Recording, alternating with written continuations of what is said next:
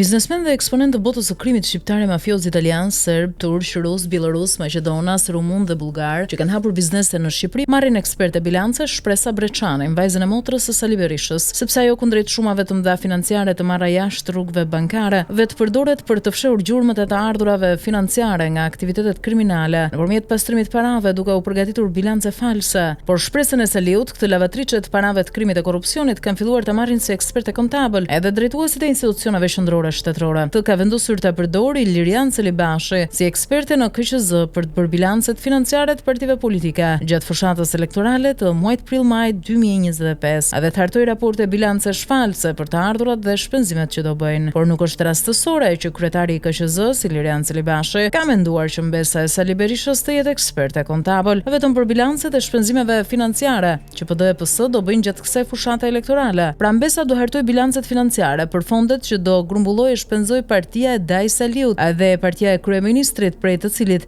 varet Ministria e Financave që i ka dhënë certifikatën e ekspertes kontabël. Është kjo qeveri që mbesës së Saliut nuk i heq certifikatën dhe lejen e ekspertes kontabël, megjithëse është kapur 137 herë në flagrancë me bilance, palimente, likuidime fiktive të kompanive mafioze shqiptare e të huaja, duke u fshehur të ardhurat, shpenzimet, transfertat, transaksionet, pastrimin e parave të offshoreve dhe krimit e korrupsionit. Ajo është saktuar qëllimisht për bilancet e shpenzimeve të PD-s dhe PS-s gjatë fushatës elektorale për të fshehur donacionet që Berishës dhe Ramës u kanë dhënë deri tani apo japin ilegalisht oligarkët, vrasësit dhe trafikantët që kanë biznese ndërtimi, hotele me pesyje, kazino, fabrika e produktesh, monopol importi, resorte e të tjerë. Siç mbesa e Saliut veproi me bilancet tatimore të Gërdecit, të kompanive të Rezartaçit, Damir Fazlliçit, Jamar Burmalltezit e Argita Berishës, të grupit mafioz italian Sacra Corona Unita me kazinot në Vlorë dhe të oligarkut Rokgjoka e shumë kompanive të tjera me aktivitete evazion fiskale, pastrim parash. Për bilancet false, ekspertja lavatriçe Shpresa Breçani është përblyer ilegalisht nga grupet e krimit madje aq shumë sa ka hapur 6 biznese me investim afro 12 milion euro, të cilat nuk i deklaron ku i ka gjetur. Ka bler 47 pasuri të paluajtshme në Tiranë, Durrës, Sarandë, Shëngjin, Himar. Ka ndërtuar kompleks turistik në Lalës dhe kanë pronësi tokë me vlerë 1.6 milion euro në Porto Romano. Por s'pak nuk fillon hetimin dhe Shpresa Breçanit, ekspertes kontabël lavatriçe, që mashtron shtetin dhe fsheh miliardat e botës së krimit me bilance false, por edhe për burimin e të ardhurave të pasurive që ka.